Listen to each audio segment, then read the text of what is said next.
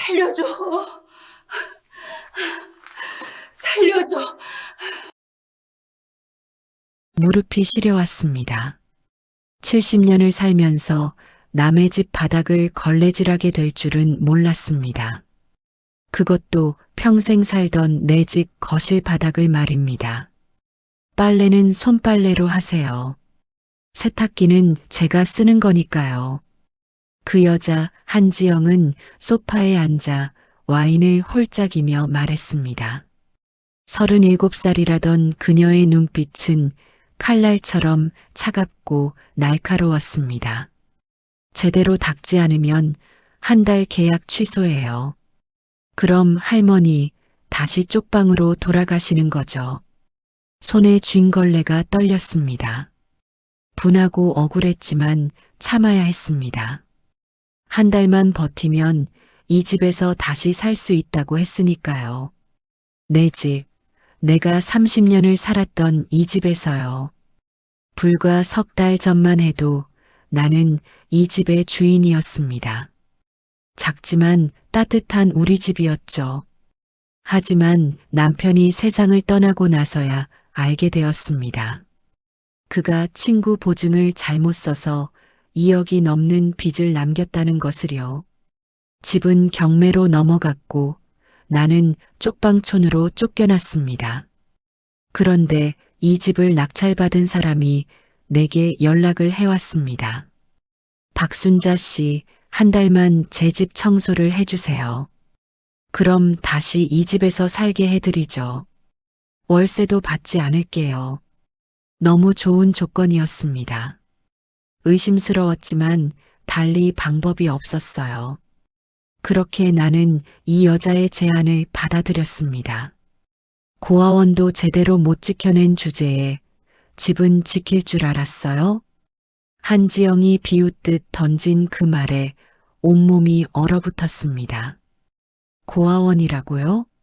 이 여자가 어떻게 내 과거를 알고 있는 걸까요? 30년 전 내가 운영했던 그 고아원을요. 곧 박순자 씨의 이야기가 시작됩니다. 사연 청취 전 구독과 좋아요 부탁드려요. 이 사연을 어느 지역에서 듣고 계신지 댓글 남겨주시면 반갑게 인사드릴게요. 30년 전 이야기부터 시작해야 할 것 같습니다. 그때 나는 40대였고 남편과 함께 작은 고아원을 운영했습니다. 사랑의 집이라는 이름을 붙인 그곳에는 항상 15명 정도의 아이들이 있었죠.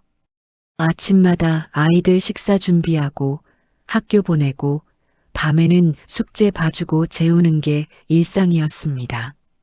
새벽 5시면 일어나서 아이들 도시락을 쌌습니다. 밥을 하면서 창문 너머로 보이는 아이들의 자는 모습을 바라보곤 했어요. 작은 이불을 꼭 껴안고 자는 아이, 엄지손가락을 빨며 자는 아이, 악몽을 꾸는지 뒤척이는 아이. 그 모습들이 너무나 사랑스러웠습니다. 힘들었지만 행복했습니다.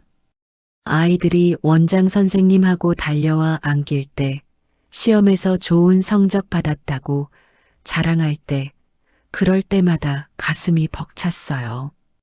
특히 입양이 결정된 아이들이 새 부모님을 만나러 가는 날이면 기쁘면서도 서운했습니다. 아침마다 깨워주던 그 얼굴을 이제 볼 수 없다는 게 말이죠. 고아원 마당에는 커다란 느티나무가 있었습니다. 여름이면 그 나무 그늘 아래서 아이들과 수박을 먹고 가을이면 떨어진 낙엽을 모아 태우며 고구마를 구워 먹었어요. 겨울에는 눈사람을 만들고 봄에는 나무 아래서 돗자리 깔고 도시락을 먹었습니다. 그 나무는 우리 가족의 중심이었어요. 하지만 남편이 문제였습니다. 착한 사람이었지만 너무 착했어요. 친구가 사업 자금이 필요하다고 하면 거절을 못했죠. 보증을 서달라고 하면 무조건 서주는 사람이었습니다.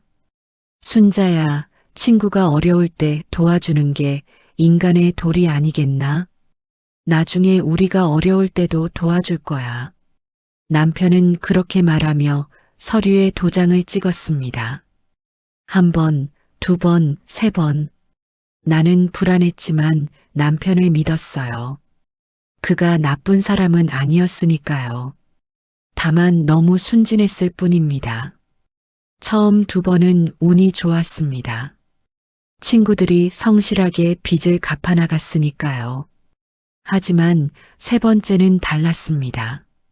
어느 날 아침 채권자라는 사람들이 고아원으로 쳐들어왔습니다. 박철수 씨 어디 있어요? 2억 당장 내놔요. 아이들이 밥을 먹고 있는 식당으로 난입한 그들은 고함을 질렀습니다. 어린 아이들이 숟가락을 떨어뜨리고 울음을 터뜨렸어요. 나는 아이들을 방으로 피신시키고 그들과 마주했습니다. 친구가 사라졌어요. 우리도 피해자예요. 남편이 떨리는 목소리로 말했지만 소용없었습니다. 법적으로 보증인이 책임을 져야 한다는 것, 당장 돈을 내놓지 않으면 고아원을 압류하겠다는 것, 그 차갑고 냉정한 말들이 칼처럼 날아왔습니다. 그날 밤 남편은 소주병을 들고 마당의 느티나무 아래 앉아 있었습니다. 달빛 아래서 그의 등이 처음으로 작아 보였어요. 미안하오, 순자. 내가 잘못했소. 아이들을 어떻게 하면 좋겠소. 남편은 울고 있었습니다. 40년을 함께 살면서 처음 보는 남편의 눈물이었어요. 결국 고아원을 팔아야 했습니다. 아니, 팔 수밖에 없었어요. 채권자들은 매일같이 찾아왔고 아이들 앞에서도 거침없이 고함을 질렀습니다. 책상을 발로 차고 벽에 압류 딱지를 붙이고 아이들의 장난감까지 뒤지는 그들의 모습을 보면서 나는 무너졌습니다. 한 달 뒤 고아원은 문을 닫았습니다. 아이들은 구청 직원들에 의해 다른 시설로 흩어졌어요. 작별 인사를 하는 날 아이들은 모두 울었습니다. 나도 울었고요.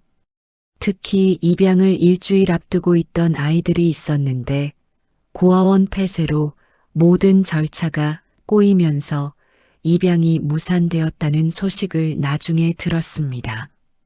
원장 선생님, 우리 언제 다시 만나요? 7살짜리 여자아이가 내 치마를 붙잡고 물었습니다.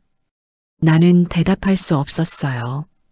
언제 다시 만날 수 있을지, 아니 만날 수나 있을지 알 수 없었으니까요.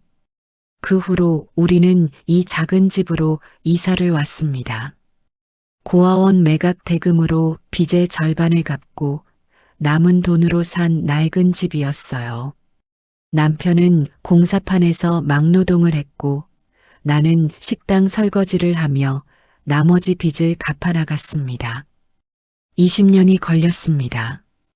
20년 동안 하루도 쉬지 않고 일해서 겨우 빚을 다 갚았죠. 손은 거칠어졌고 허리는 굽었고 얼굴에는 주름이 깊게 패였습니다.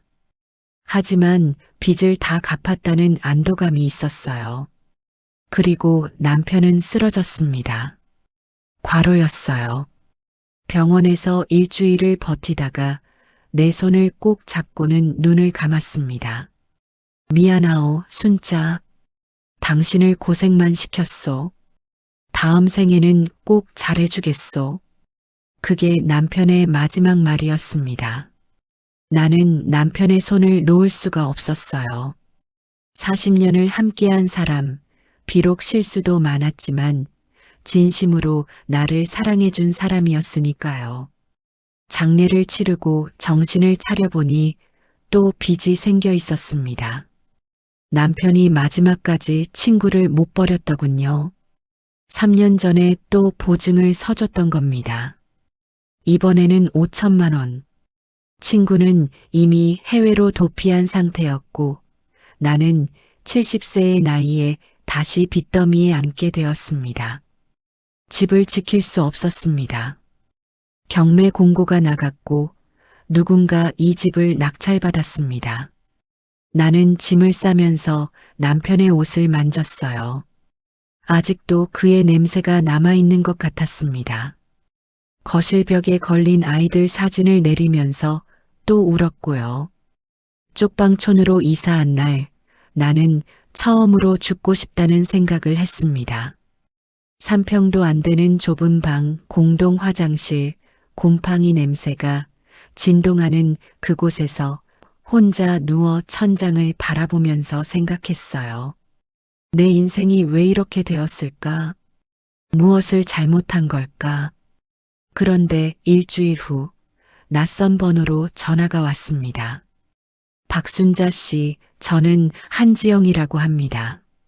당신 집을 산 사람이에요. 목소리는 차갑고 무뚝뚝했습니다. 그녀는 곧바로 본론으로 들어갔죠. 한 달만 제 집 청소를 해주세요.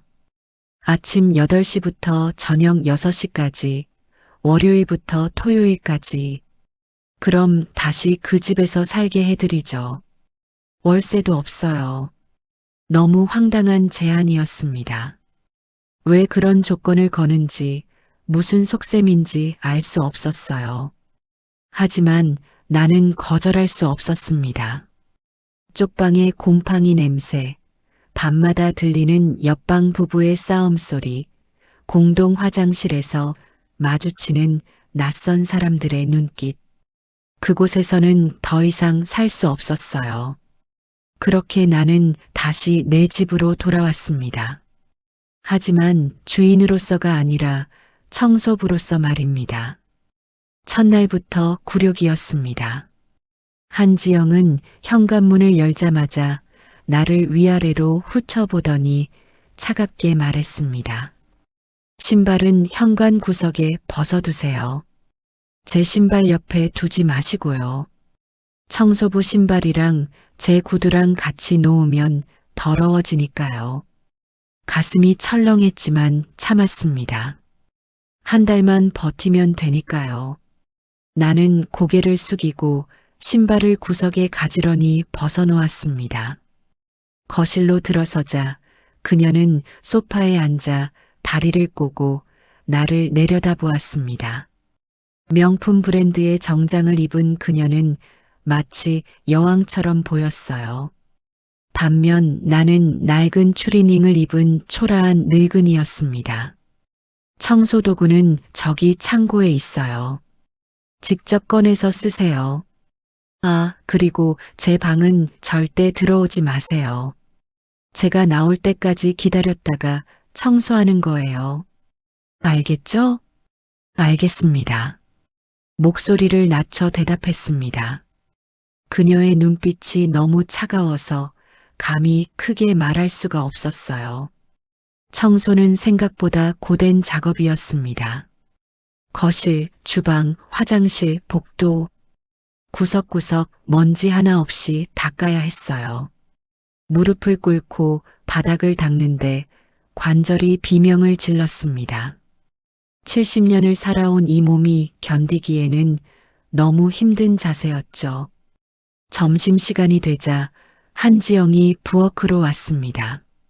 냉장고에서 고급 도시락을 꺼내 전자레인지에 데우더니 식탁에 앉아 우아하게 식사를 시작했어요. 나는 구석에 서서 그 모습을 지켜보았습니다. 배고프시면 드세요. 저기 라면 있잖아요. 그녀가 턱으로 가리킨 곳에는 제일 싼 봉지라면 한 개가 놓여 있었습니다. 나는 그것마저 감사하게 끓여 먹었어요. 뜨거운 국물이 목구멍을 타고 내려가면서 눈물이 났습니다. 30년 전 이 부엌에서 아이들 밥을 해주던 기억이 떠올랐거든요. 식사 후 설거지를 하는데 한지영이 갑자기 나를 불렀습니다. 박순자 씨, 이리 와보세요. 거실로 가니 그녀가 소파 쿠션을 들어 올리며 말했습니다. 여기 먼지 있네요. 제대로 안 닦으신 거 아니에요? 다시 하세요. 처음부터 끝까지 전부 다요.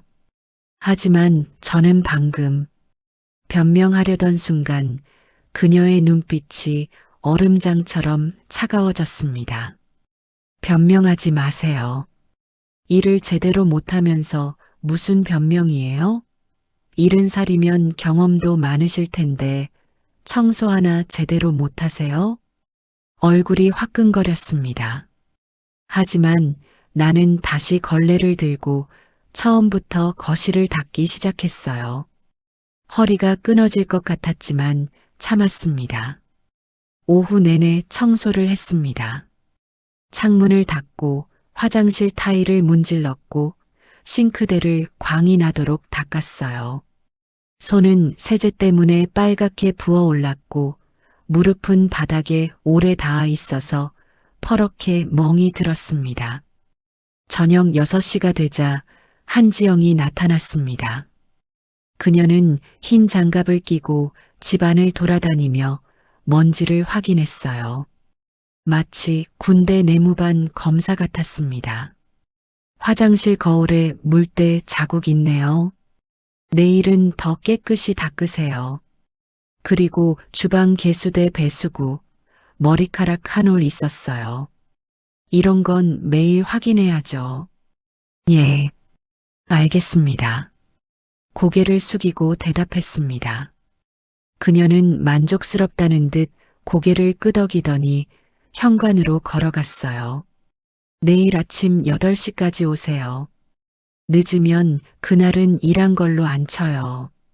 알았죠? 알겠습니다. 문이 닫히는 소리와 함께 나는 그 자리에 주저앉았습니다. 온몸이 후들거렸어요. 손을 보니 주름진 피부가 세제로 인해 갈라지고 있었습니다. 이 나이에 이런 일을 해야 한다는 게 너무 서러웠어요.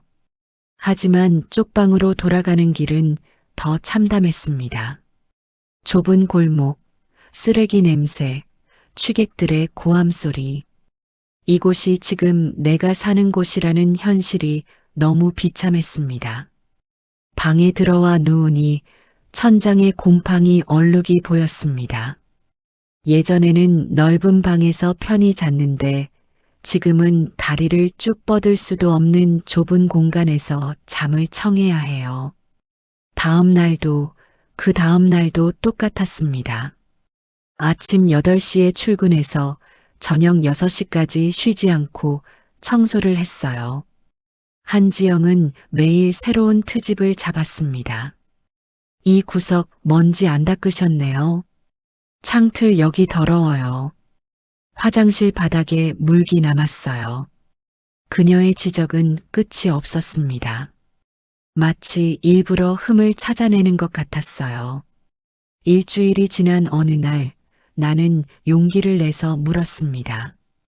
지영 씨, 제가 왜 이런 일을 시키시는 건가요? 그냥 청소업체를 부르시면 될 텐데요. 그 순간 한지영의 얼굴이 굳어졌습니다. 차가운 미소가 입가에 걸렸어요. 왜냐고요? 당신이 이런 대우를 받아야 하는 사람이니까요. 당신이 얼마나 무능한 사람인지, 남의 인생을 얼마나 망쳤는지 몸소 느껴보라고요. 무슨 말씀이세요? 고아원도 제대로 못 지켜낸 주제에 집은 지킬 줄 알았어요? 당신은 늘 그랬잖아요. 책임져야 할 것들을 다 놓쳐버렸죠. 가슴이 철렁 내려앉았습니다. 고아원 이야기를 꺼내는 그녀. 도대체 누구인 걸까요? 저는 그때 정말 어쩔 수 없었어요. 남편이 빚을 져서 변명하지 마세요. 변명은 무능한 사람이나 하는 거예요. 한지영은 등을 돌리며 자기 방으로 들어갔습니다. 쾅 하고 문이 닫히는 소리가 유난히 크게 들렸어요. 나는 그 자리에 멍하니 서 있었습니다. 그녀가 내 과거를 알고 있다는 것, 그리고 나를 증오하고 있다는 것이 확실했어요. 하지만 왜? 도대체 내가 그녀에게 무슨 잘못을 한 걸까요? 그날 밤 나는 잠을 이룰 수 없었습니다. 고아원 아이들의 얼굴이 하나하나 떠올랐어요. 30년이 지났으니 그 아이들도 이제 다 어른이 되었겠죠. 혹시 한지영이 그 아이들 중 하나일까? 하지만 이름이 기억나지 않았습니다. 너무 오래전 일이고 아이들이 워낙 많았으니까요. 다음 날 아침 나는 평소보다 30분 일찍 도착했습니다. 뭔가 단서를 찾고 싶었어요. 한지영이 아직 출근하기 전이라 집은 조용했습니다. 조심스럽게 거실을 둘러보았습니다. 책장에 놓인 책들, 벽에 걸린 그림들, 테이블 위에 서류들. 하지만 개인적인 물건은 거의 보이지 않았어요. 마치 이 집이 그녀의 집이 아닌 것처럼 말입니다. 그때 복도 끝에 있는 작은 방문이 살짝 열려 있는 게 보였습니다. 들어가지 말라고 했던 그 방. 호기심과 두려움이 동시에 밀려왔어요. 잠깐만 보고 나오면 되겠지. 나는 조심스럽게 그 방으로 다가갔습니다. 문을 살짝 밀고 안을 들여다보는 순간 숨이 멎었습니다. 방 한쪽 벽 전체에 사진들이 붙어 있었습니다. 그리고 그 사진들은 모두 고아원 사진이었어요. 30년 전 사랑의 집 아이들, 그 아이들의 사진이 벽을 가득 채우고 있었습니다. 심장이 쿵쾅거렸습니다. 벽에 붙은 사진들을 하나하나 보는데 손이 떨렸어요. 30년 전 그 아이들, 운동회에서 찍은 사진, 생일 파티 사진, 소풍 갔던 날의 사진들, 너무나 생생했습니다.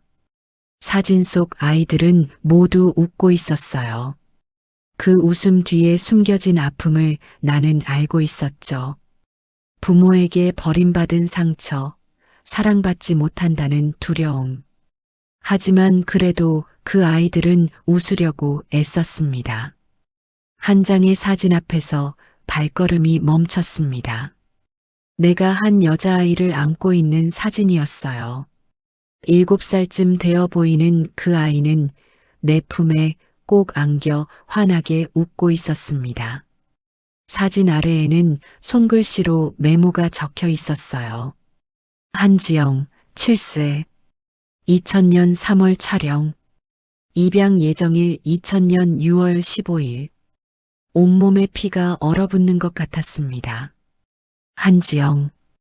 이 집 주인 한지영. 그녀가 그 아이였던 겁니다.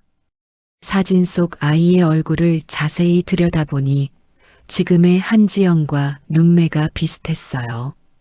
30년이라는 시간이 그 아이를 차갑고 날카로운 여자로 만들어버린 겁니다. 갑자기 뒤에서 목소리가 들렸습니다. 누가 들어오라고 했나요? 소스라치게 놀라 뒤돌아보니 한지영이 문 앞에 서 있었습니다. 그녀의 얼굴은 창백했고 손은 주먹을 꽉 쥐고 있었어요. 죄송합니다. 문이 열려 있어서 변명이 입 밖으로 나왔지만 그녀는 듣지 않았습니다. 그녀는 천천히 방 안으로 들어와 사진들을 바라보았어요. 봤군요. 다 봤어요? 그녀의 목소리는 떨리고 있었습니다. 분노인지 슬픔인지 알 수 없는 감정이 섞여 있었죠. 지영아, 너였구나. 너였어.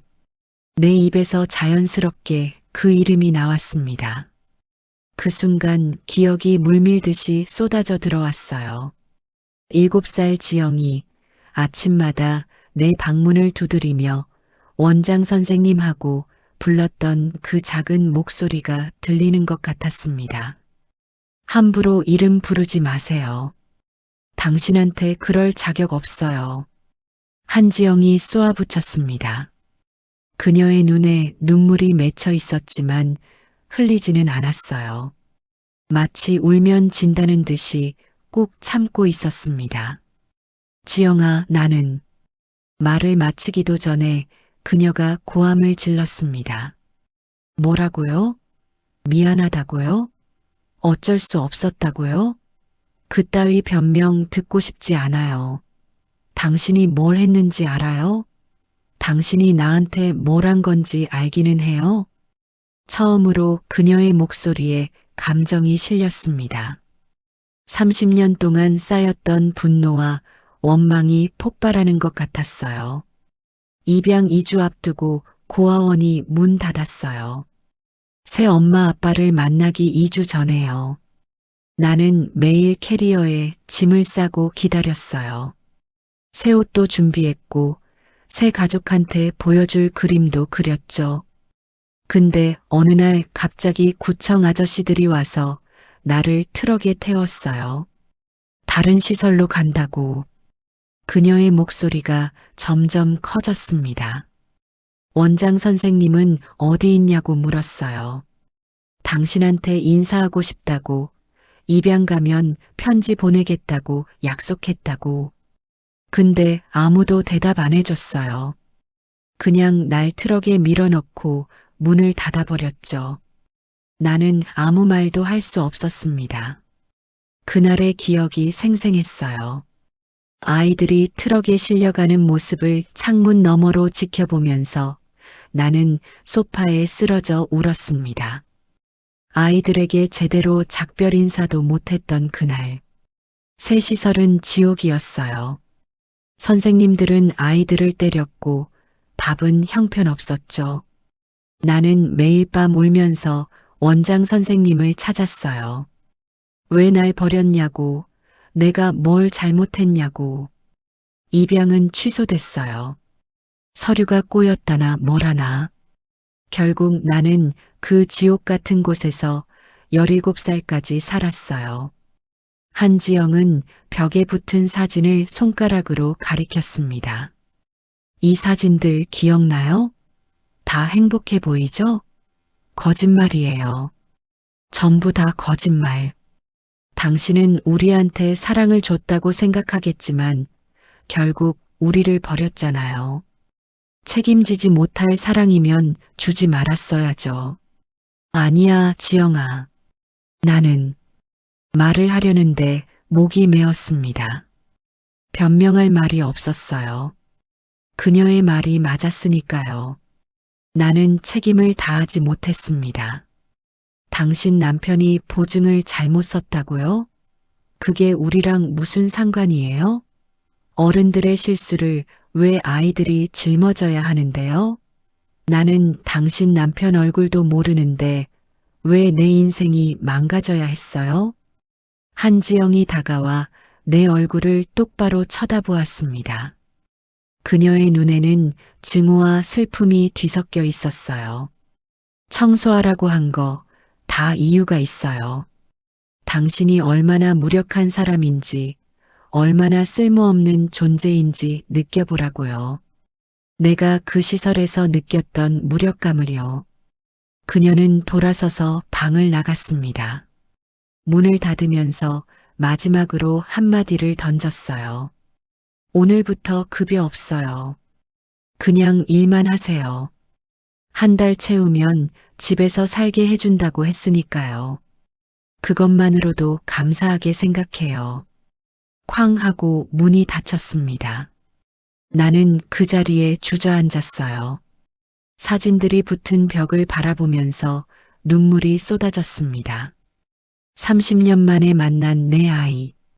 하지만 그 아이는 나를 증오하고 있었습니다.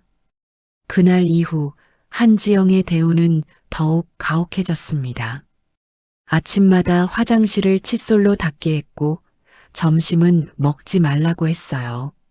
물만 마시라는 겁니다. 배고프면 참으세요. 시설 아이들은 늘 배고팠어요. 당신도 한번 느껴보세요. 나는 참았습니다. 이것이 내가 받아야 할 벌이라고 생각했어요. 어느 날은 빨래를 손빨래로 하라고 했습니다. 찬물로요. 한겨울인데도 말입니다. 시설에는 온수도 제대로 안 나왔어요. 겨울에도 찬물로 씻었죠. 당신도 해보세요. 손이 얼어붙는 것 같았습니다. 찬물에 손을 담그고 빨래를 하는데 손가락 감각이 사라졌어요. 하지만 나는 계속했습니다. 이것이 내 죗값이라고, 지영이가 겪었던 고통의 1000분의 1이라도 느껴야 한다고 생각했습니다. 일주일 후 나는 쓰러졌습니다. 과로와 영양실조 때문이었어요. 화장실을 닦다가 갑자기 눈앞이 캄캄해지면서 바닥에 고꾸라졌습니다. 정신을 차려보니 소파에 누워 있었습니다. 한지영이 내 이마에 물수건을 얹어주고 있었어요. 그녀의 손이 떨리고 있었습니다. 깨어났네요. 그녀의 목소리는 여전히 차갑지만 어딘가 흔들리는 것 같았어요.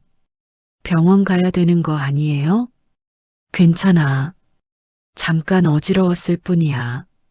나는 일어나려고 했지만 몸에 힘이 없었습니다. 한지영이 나를 부축해서 다시 눕혔어요. 오늘은 쉬어요. 내일부터 다시 일하면 돼요. 그녀는 부엌으로 가서 죽을 끓여왔습니다. 뜨거운 죽을 떠서 내 입에 넣어주는 그녀의 손은 여전히 떨리고 있었어요. 먹어요. 쓰러지면 한 달을 못 채우잖아요. 그 순간 나는 깨달았습니다. 한지영도 힘들어하고 있다는 것을요. 나를 증오하고 싶지만 동시에 미워할 수만은 없는 복잡한 감정을 느끼고 있다는 것을요. 그날 밤 나는 한지영의 어린 시절을 더 떠올려 봤습니다. 그 아이는 늘 밝았어요. 다른 아이들이 울 때도 지영이는 웃으며 위로해줬죠. 원장 선생님 괜찮아요. 우리 다 행복할 거예요. 그렇게 말하던 7살 지영이. 그 아이가 지금은 30대 여자가 되어 나를 고문하고 있었습니다. 내 잘못이었어요. 전부 다 내 잘못이었습니다. 쓰러진 다음 날부터 한지영은 일을 더 가혹하게 시켰습니다.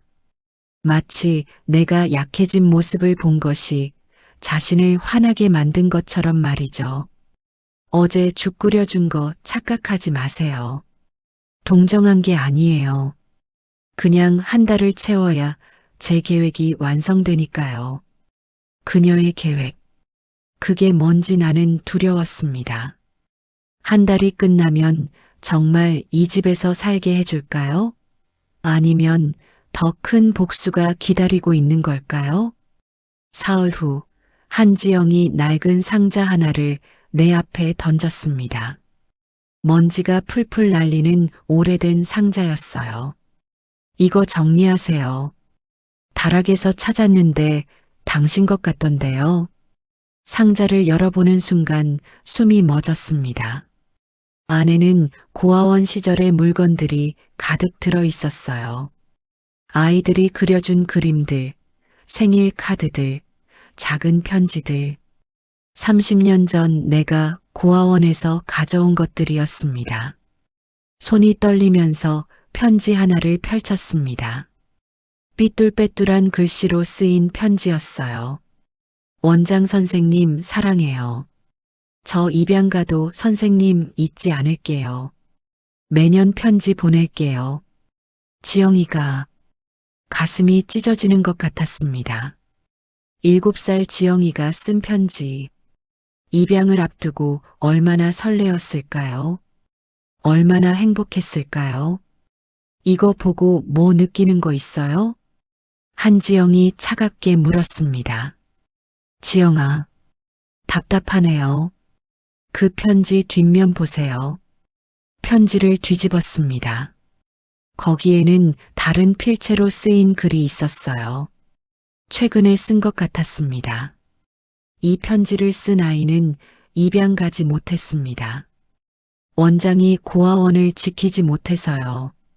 그 아이는 다른 시설로 보내졌고 거기서 10년을 지옥처럼 살았습니다. 한지영의 글씨였습니다. 나는 편지를 품에 안고 울음을 터뜨렸어요. 울지 마세요.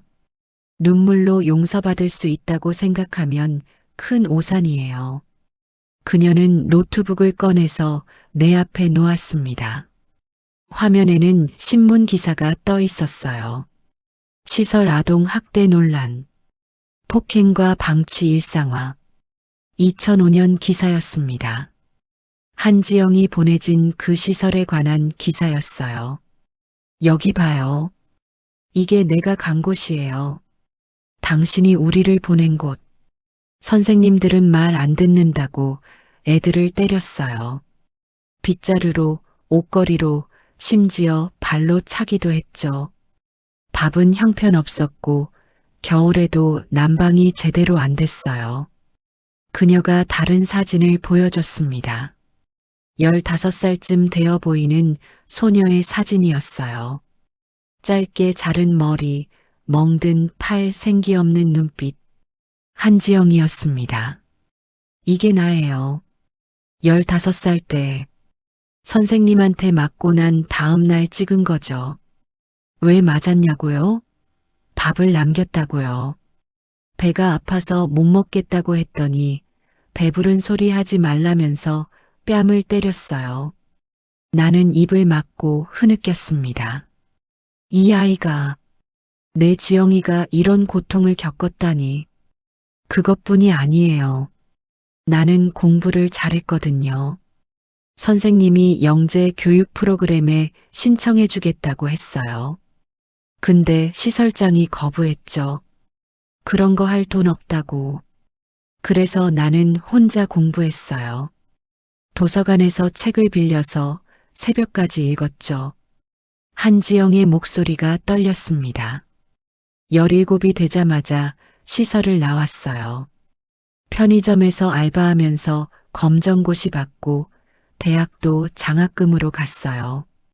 아무한테도 도움 안 받았어요. 전부 혼자 힘으로 이뤘죠. 근데 알아요? 그 시간이 얼마나 외로웠는지. 그녀가 창밖을 바라보았습니다. 다른 애들은 부모님이 응원해 주잖아요. 대학 합격하면 같이 기뻐해 주고 힘들면 안아주고. 나는 아무도 없었어요. 합격증 들고 울면서 편의점 일하러 갔죠. 사장님이 왜 우냐고 물었는데 대답할 수 없었어요. 기쁜 건지 슬픈 건지 모르겠더라고요. 나는 다가가서 그녀를 안으려고 했습니다. 하지만 그녀는 손을 뿌리쳤어요. 만지지 마세요. 당신한테 위로받고 싶지 않아요. 그날 오후 한지영은 또 다른 상자를 가져왔습니다. 이번에는 서류들이 가득 들어 있었어요. 이게 뭔지 알아요? 입양 서류예요. 완성되지 못한 서류들. 당신이 고아원 문 닫을 때 제대로 처리 안 한 서류들이죠. 서류 맨 위에는 한지영의 입양 신청서가 있었습니다. 양부모의 이름, 직업, 주소 모두 적혀 있었어요. 그런데 마지막 도장이 찍히지 않았습니다. 이 도장 하나만 찍었으면 나는 그 가족의 딸이 될 수 있었어요. 따뜻한 집에서 사랑받으며 자랄 수 있었죠. 근데 당신이 고아원을 급하게 정리하는 바람에 이 서류는 그냥 버려졌어요. 나는 고개를 들 수 없었습니다. 나중에 알아봤어요. 그 가족이 어떤 사람들인지. 좋은 사람들이었어요. 부자는 아니었지만 따뜻했죠. 결국 그들은 다른 아이를 입양했어요. 내가 안 되니까. 그 아이는 지금 행복하게 살고 있더라고요. 대학도 나오고 결혼도 하고. 그게 내 인생이었어야 하는데. 한지영이 서류를 바닥에 던졌습니다. 종이들이 흩어지면서 바닥에 널렸어요. 이게 다 당신 잘못이에요. 남편 잘못이 아니에요. 빚쟁이들 잘못도 아니고요. 당신이 책임감이 없었던 거예요. 고아원을 운영하면서 뒷감당을 생각 안 한 거죠. 아니야, 지영아. 나는 정말 뭐요? 최선을 다했다고요? 거짓말. 당신은 편한 길을 택했어요. 빚을 갚느라 고아원을 팔았죠. 아이들 생각은 안 하고요. 그녀의 말에 반박할 수 없었습니다. 그 말이 맞았으니까요. 나는 아이들보다 빚을 먼저 생각했습니다. 아이들을 제대로 보호하지 못했어요. 일주일 후, 한지영은 마지막 상자를 가져왔습니다. 이 상자는 작고 낡았어요. 이건 당신 거 아니에요. 제 거예요. 그녀가 상자를 열자 안에는 작은 물건들이 들어 있었습니다. 낡은 인형, 색연필, 공책. 이게 제가 고아원에서 가져온 전부예요. 트럭에 실릴 때 급하게 가방에 넣은 거죠. 다른 건 다 두고 왔어요. 옷도 신발도 그림들도 당신한테 보여주려고 그린 그림들도요. 그녀가 공책을 펼쳤습니다. 거기에는 크레용으로 그린 그림이 있었어요. 큰 집, 웃는 사람들, 손을 잡은 가족. 7살 아이가 꿈꾸던 미래였습니다. 이게 제가 상상한 입양 가족이에요. 예쁜 집에서 살고, 엄마 아빠랑 손잡고 산책하고, 강아지도 키우고, 매일 이 그림을 보면서 입양 가는 날을 기다렸어요. 근데 그날은 오지 않았죠. 한지영의 눈에서 마침내 눈물이 흘렀습니다. 처음 보는 그녀의 눈물이었어요. 왜 나를 버렸어요? 내가 뭘 잘못했어요? 나는 착한 아이였잖아요. 말도 잘 듣고, 동생들도 잘 돌보고, 공부도 열심히 했는데, 왜 나만 버려진 거예요? 그녀는 무릎을 꿇고 흐느꼈습니다. 30년 동안 참았던 눈물이 터진 것 같았어요. 나는 그녀를 안았습니다. 이번에는 뿌리치지 않았어요. 미안해. 정말 미안해, 지영아. 내가 잘못했어. 우리는 한참을 그렇게 안고 울었습니다. 가해자와 피해자, 어른과 아이, 과거와 현재. 모든 경계가 흐려지는 순간이었어요. 하지만 한지영은 곧 나를 밀어냈습니다. 이걸로 끝난 거 아니에요. 한 번 안아준다고 용서받을 수 있다고 생각하지 마세요. 당신은 아직도 제 고통을 다 느끼지 못했어요. 그녀는 일어나서 방으로 들어갔습니다. 나는 바닥에 널린 서류들과 그림들을 바라보았어요. 한 아이의 무너진 꿈들. 그리고 그것은 전부 내 책임이었습니다. 그날 밤 쪽방으로 돌아가는 길에 나는 한강 다리를 걸었습니다. 난간에 기대서서 어두운 강물을 내려다보았어요. 이대로 뛰어내리면 모든 게 끝날까? 이 죄책감에서 벗어날 수 있을까? 하지만 그럴 수 없었습니다. 지영이에게 아직 제대로 사과하지 못했으니까요. 그 아이가 겪은 고통을 다 느끼고 진심으로 뉘우치고 그리고 어떻게든 보상해야 했습니다. 비록 30년이 늦었지만요. 그로부터 3일이 지났습니다. 한지영은 나를 더 이상 괴롭히지 않았어요. 청소일도 줄였고 식사도 하게 해줬습니다. 하지만 말은 거의 하지 않았죠. 마치 무언가를 고민하는 것 같았습니다. 어느 날 오후 그녀가 낡은 가방을 들고 나타났습니다. 박순자 씨, 이거 당신 거죠? 그 가방을 보는 순간 심장이 멎는 줄 알았습니다. 30년 전 고아원에서 가져온 가방. 나는 이게 어디 있는지도 몰랐어요. 어디서 찾았어요? 다락방 구석에 있었어요. 먼지 쌓여서 거의 안 보일 뻔했죠. 그녀가 가방을 열었습니다. 안에는 편지 봉투들이 가득 들어 있었어요. 노랗게 바랜 봉투들, 모두 봉인되지 않은 채로요. 이게 뭐예요? 한지영이 봉투 하나를 꺼내서 펼쳤습니다. 그리고 읽기 시작했어요. 지영아, 잘 지내니? 원장 선생님이야. 오늘은 내 생일이구나. 8살. 많이 컸겠다. 케이크를 사줬어야 하는데 미안해. 선생님은 내가 어디 있는지 몰라.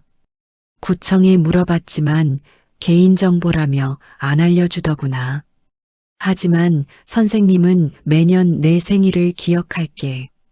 그리고 이렇게 편지를 쓸 거야. 언젠가 너를 만나면 이 편지들을 다 줄 거야. 사랑한다. 우리 지영아. 한지영의 목소리가 떨렸습니다. 그녀는 다른 봉투를 꺼냈어요. 지영아, 9살 생일 축하해. 지금쯤 초등학교 3학년이겠구나.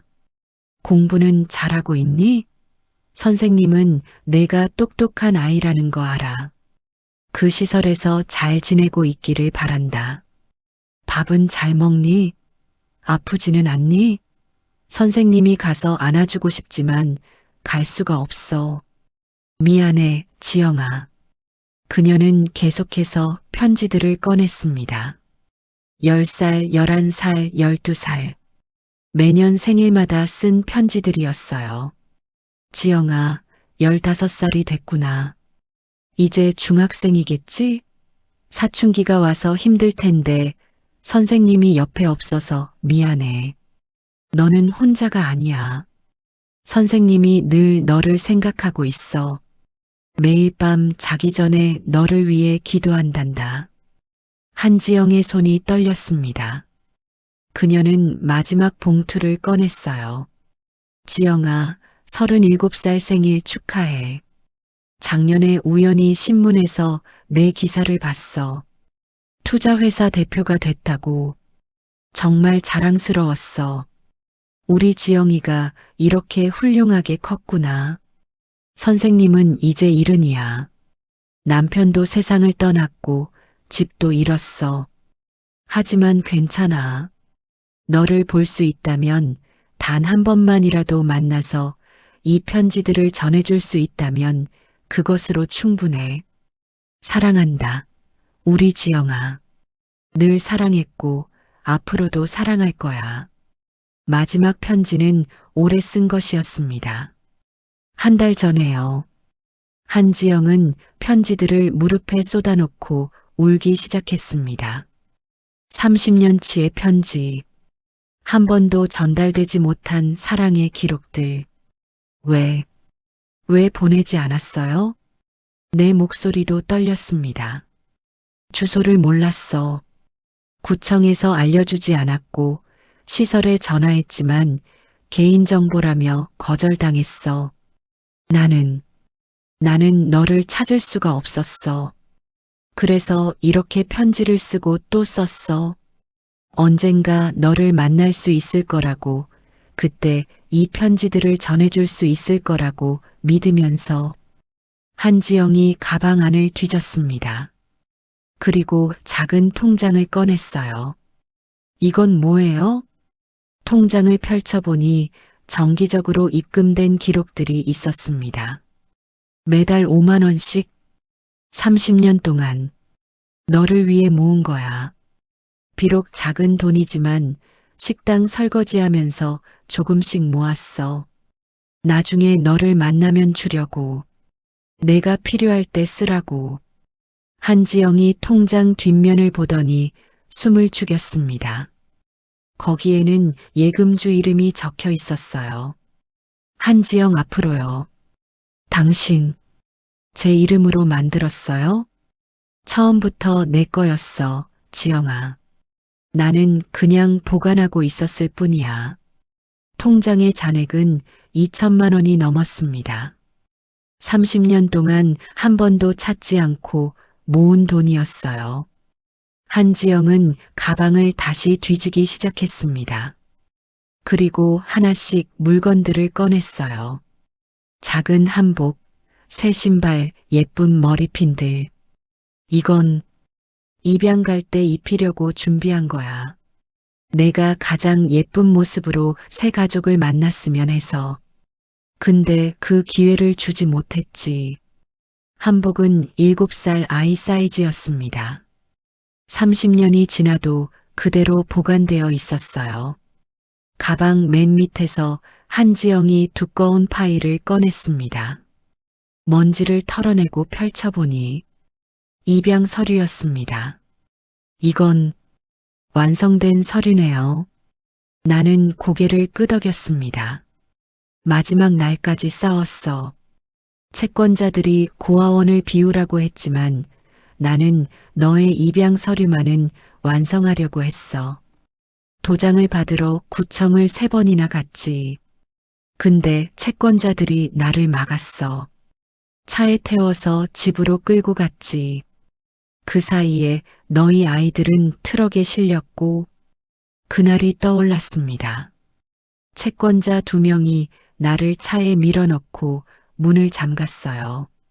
나는 창문을 두드리며 소리쳤죠. 잠깐만요. 서류 하나만 처리하고 올게요. 하지만 그들은 듣지 않았습니다. 차는 그대로 출발했고 백미러로 보이는 고아원에서 아이들이 트럭에 실리고 있었어요. 나는 울부짖었습니다. 기사님, 제발 차 좀 돌려주세요. 아이들이 떠나고 있어요. 하지만 그들은 무시했죠. 너희는 이미 빚쟁이야. 아이들 걱정할 처지가 아니라고. 한지영이 서류를 자세히 보았습니다. 거기에는 마지막 날짜가 적혀 있었어요. 2000년 6월 14일. 입양 예정일 하루 전이었습니다. 하루만 더 있었으면. 그녀의 목소리가 흔들렸습니다. 미안해, 지영아. 정말 미안해. 나는 최선을 다했어. 하지만 부족했어. 나 하나 때문에 내 인생이 망가졌어. 한지영은 한참을 울었습니다. 편지들을 가슴에 안고 통장을 쥐고 작은 한복을 만지면서요. 그러다 그녀가 갑자기 가방에서 또 다른 것을 꺼냈습니다. 낡은 사진첩이었어요. 펼쳐보니 내가 모르는 사진들이 가득했습니다. 이건 뭐예요? 나도 놀랐습니다. 이건 내가 찍은 거 아닌데. 사진들을 자세히 보니 고아원 밖에서 찍은 것들이었어요. 아이들이 학교에서 노는 모습, 소풍 가는 모습, 친구들과 웃는 모습, 누군가 몰래 따라다니며 찍은 것 같았습니다. 한지영이 사진첩 뒷표지를 넘겼습니다. 거기에 쪽지가 붙어 있었어요. 순자에게 이 사진들은 내가 몰래 찍은 거요. 당신이 아이들을 얼마나 사랑하는지 알기에 나중에 이 사진들이 위로가 될 거라 생각했어. 미안하오. 내 잘못으로 당신이 이 모든 것을 잃었소. 마이너스 철수. 남편의 글씨였습니다. 남편이 몰래 아이들을 찍어서 모아둔 것이었어요. 고아원이 문을 닫기 전까지요. 남편도 미안해했구나. 한지영이 사진들을 하나씩 넘겼습니다. 그중 한 장에서 멈췄어요. 7살 지영이가 교실에서 공부하는 사진이었습니다. 너무 집중해서 혀를 살짝 내밀고 있는 모습이었죠. 이 사진, 제가 수학 문제 풀 때잖아요. 어떻게 남편이 내가 공부하는 모습을 자랑스러워했어. 이 아이는 나중에 큰 사람이 될 거라고 했지. 그 말이 맞았어, 지영아. 너는 정말 훌륭하게 자랐어. 한지영은 사진첩을 무릎에 올려놓고 한참을 바라보았습니다. 30년 전 자신의 모습, 그리고 자신을 사랑했던 사람들의 기록을요. 나는 몰랐어요. 그녀의 목소리는 작았습니다. 당신이 이렇게까지. 나는 당신이 우리를 버렸다고만 생각했어요. 책임지지 않았다고. 근데 당신은 30년 동안 나를 기억하고 있었네요. 잊을 수가 없었어, 지영아. 단 하루도 너를 잊은 적이 없어. 매일 밤 잠들기 전에 너를 떠올렸어. 잘 지내고 있을까? 밥은 잘 먹고 있을까? 아프지는 않을까? 그렇게 30년을 살았어. 한지영이 내 손을 잡았습니다. 처음으로 따뜻한 손길이었어요. 미안해요, 원장 선생님. 제가 너무 잔인했죠. 아니야. 너는 화낼 자격이 있어. 나는 내게 빚진 사람이야. 우리는 마주보고 울었습니다. 30년의 오해가 풀리고 30년의 그리움이 만나는 순간이었어요. 그날 밤 한지영은 나를 쪽방으로 돌려보내지 않았습니다. 여기서 자요. 안방은 제가 쓸게요. 원장님은, 아니, 어머니는 작은 방 쓰세요. 어머니. 그 호칭을 듣는 순간 눈물이 또 났습니다. 30년 만에 누군가 나를 그렇게 불러주었어요. 작은 방에는 깨끗한 이불이 펼쳐져 있었습니다. 한지영이 직접 준비한 것 같았어요.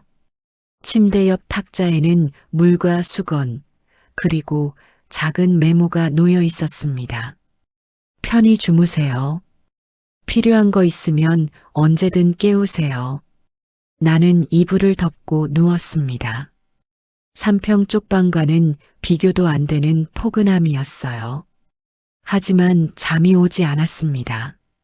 오늘 일어난 모든 일들이 꿈만 같았거든요. 새벽 2시쯤 작은 소리가 들렸습니다. 복도에서 누군가 울고 있는 소리였어요. 문을 살짝 열고 나가보니 한지영이 거실 소파에 앉아 편지들을 다시 읽고 있었습니다. 지영아, 어머니, 죄송해요. 깨웠나요? 괜찮아. 너도 잠이 안 오는구나. 나는 그녀 옆에 앉았습니다. 그녀는 12살 생일 편지를 들고 있었어요. 이 편지, 제가 제일 힘들었던 때예요. 시설에서 선생님한테 맞고 친구들이 저를 왕따시키고 매일 죽고 싶었어요. 근데 어머니는 이 편지에 이렇게 썼네요. 너는 혼자가 아니야. 선생님이 늘 너를 생각하고 있어. 한지영이 편지를 가슴에 안았습니다. 이 편지를 그때 받았으면 얼마나 좋았을까요? 나는 그녀의 손을 잡았습니다. 지금이라도 받았으니 다행이야. 늦었지만 그날 밤 우리는 새벽까지 이야기를 나눴습니다. 한지영은 자신의 지난 30년을 들려줬어요. 시설에서의 고통, 혼자 공부하며 버텨낸 시간들, 대학에서 만난 좋은 사람들, 투자 회사를 세우기까지의 여정. 쉽지 않았어요.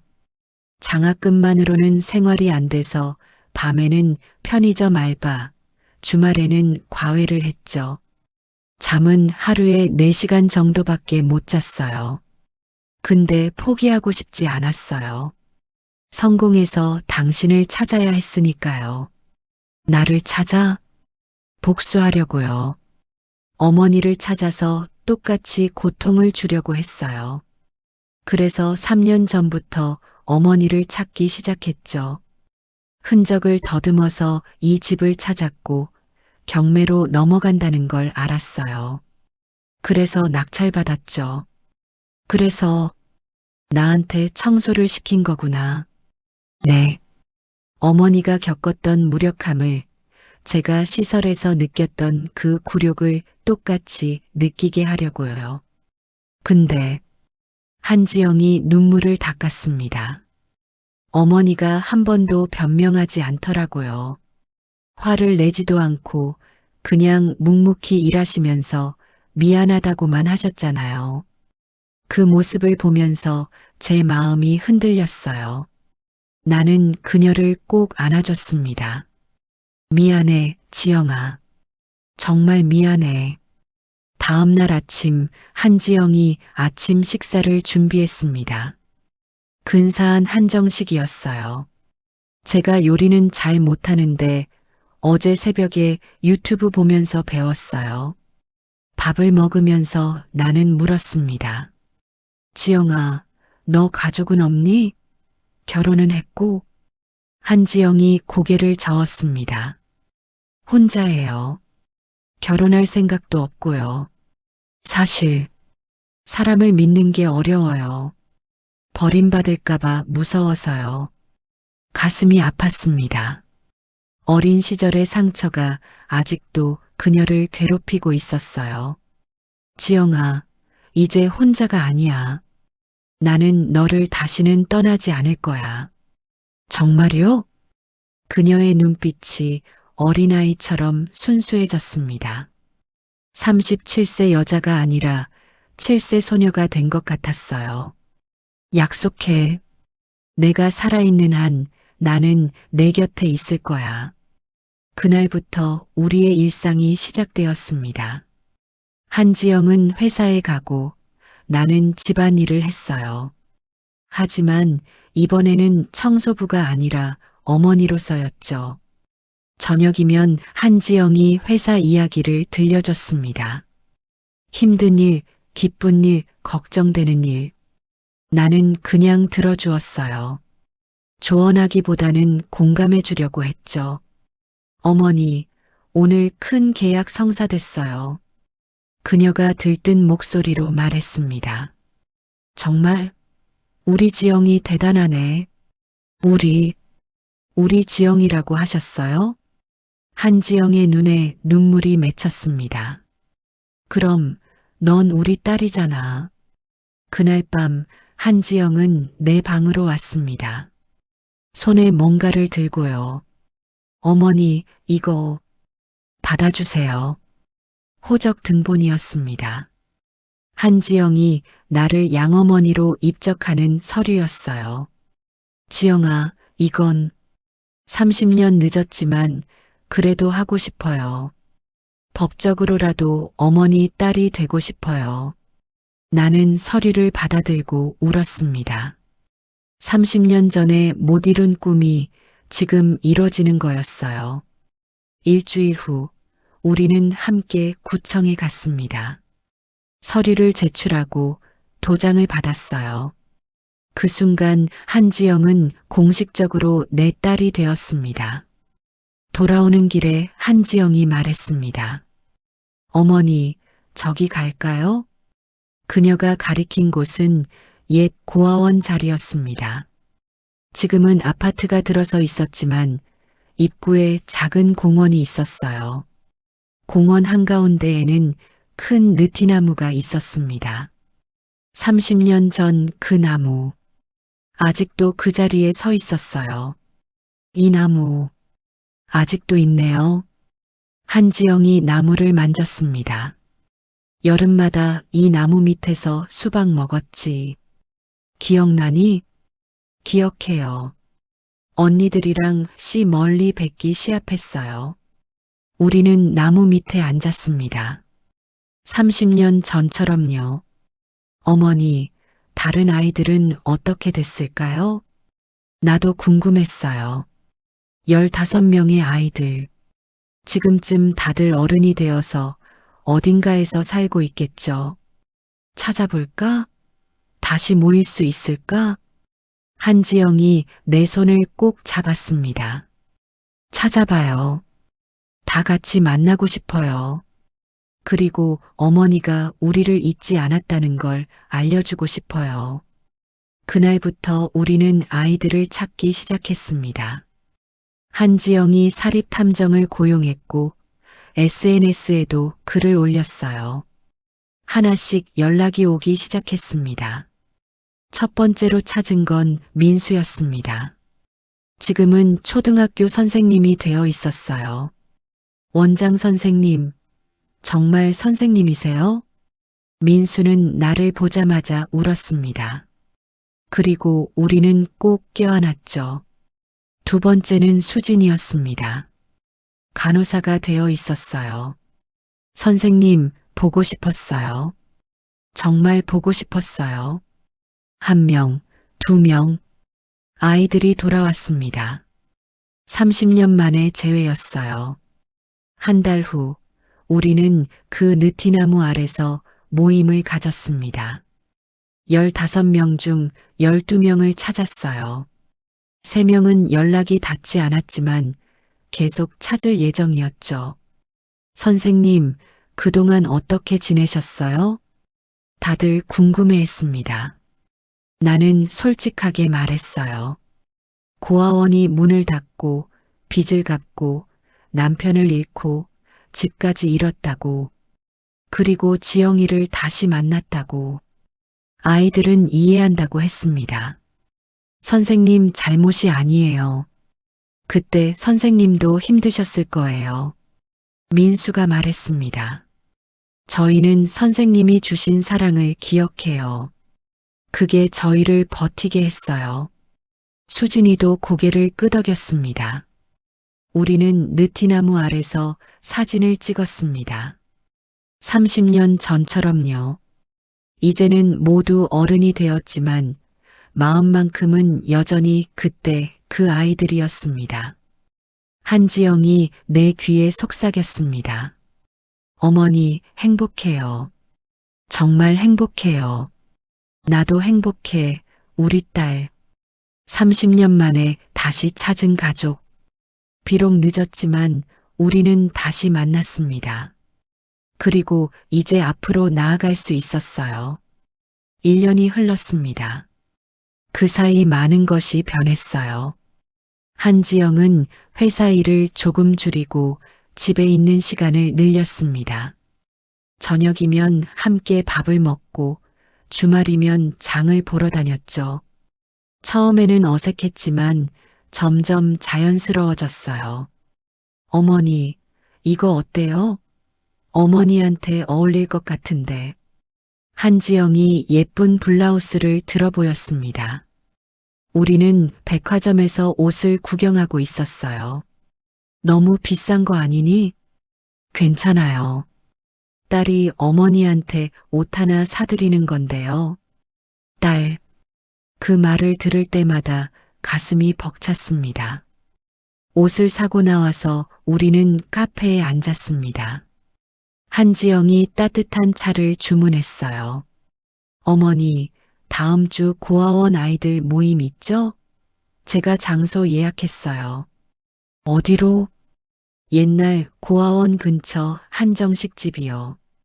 다들 그때 음식 그리워한다고 했잖아요. 한 달에 한 번씩 우리는 모임을 가졌습니다. 12명의 아이들. 아니, 이제는 어른들이 모여서 밥을 먹고 이야기를 나눴어요. 각자의 삶, 기쁨과 아픔을 나누면서요.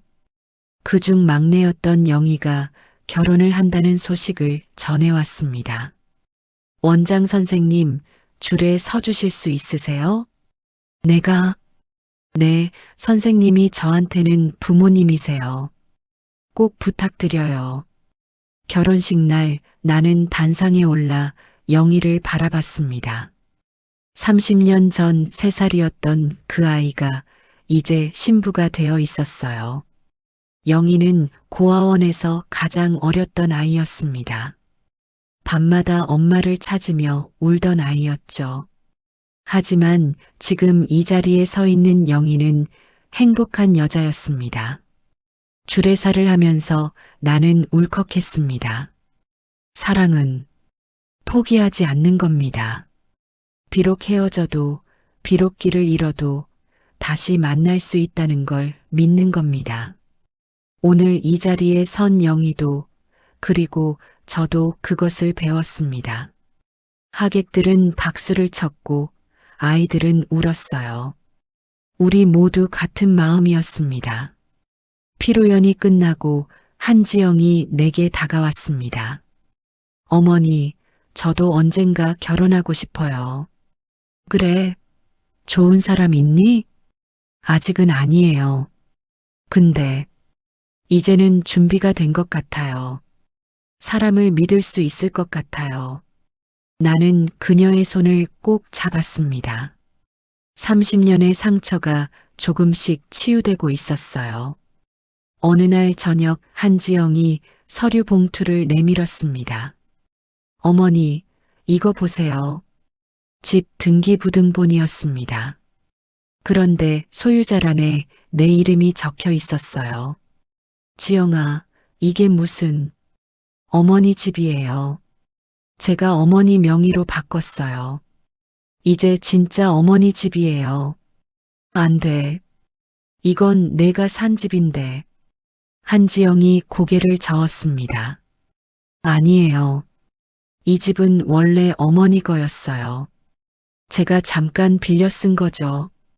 이제 주인한테 돌려드리는 거예요. 나는 눈물을 흘렸습니다. 이 집, 30년 전 남편과 함께 살던 이 집이 다시 내 것이 되었어요. 고마워, 지영아. 정말 고마워. 그날 밤 나는 집 안을 천천히 걸었습니다. 거실, 부엌, 작은 방, 모든 공간에 추억이 서려 있었어요. 남편이 신문을 읽던 소파, 아이들 사진을 걸어두던 벽, 김치를 담그던 부엌.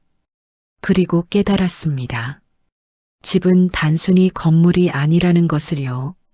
사랑하는 사람들과 함께한 시간, 그 기억들이 집을 만드는 거였어요. 며칠 후 우리는 남편 산소를 찾아갔습니다. 한지영이 꽃을 들고 함께 왔어요. 아버지, 저예요. 지영이에요. 한지영이 무덤 앞에 무릎을 꿇었습니다. 비록 아버지를 직접 만나지는 못했지만 아버지가 찍어주신 사진들 잘 봤어요. 감사해요. 저를 기억해 주셔서요. 나는 남편 묘비를 쓰다듬었습니다. 여보, 우리 딸 데려왔어요. 30년 늦었지만요. 당신이 자랑스러워하던 그 아이예요. 바람이 불었습니다. 마치 남편이 대답하는 것 같았어요. 가을이 왔습니다. 느티나무 잎이 노랗게 물들었어요. 우리는 다시 그곳에 모였습니다. 이번에는 3명의 아이를 더 찾았거든요. 이제 15명 모두 찾았습니다. 선생님, 저희가 준비한 게 있어요. 민수가 큰 앨범을 꺼냈습니다. 펼쳐보니 30년 전 고아원 사진들과 지금의 사진들이 나란히 붙어 있었어요. 그때와 지금 제목이 붙은 앨범이었습니다.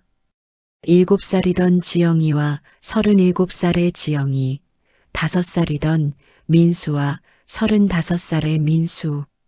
시간은 흘렀지만 눈빛만큼은 똑같았어요. 그리고 마지막 페이지에는 우리 16명이 함께 찍은 사진이 있었습니다. 느티나무 아래에서요. 사진 아래 글귀가 적혀 있었습니다. 가족은 피가 아니라 사랑으로 이어집니다. 우리는 30년을 헤어져 있었지만 한 번도 가족이기를 멈춘 적이 없습니다. 사랑하는 원장 선생님, 우리 어머니께 나는 아이들을 하나하나 껴안았습니다. 이제는 다 어른이 된 내 아이들을요. 고맙다. 너희가 있어서 정말 고맙다. 선생님도 고마워요. 포기하지 않아 주셔서요. 수진이가 말했습니다. 그날 밤 집으로 돌아와 침대에 누웠습니다. 한지영이 따뜻한 우유를 가져다 주었어요.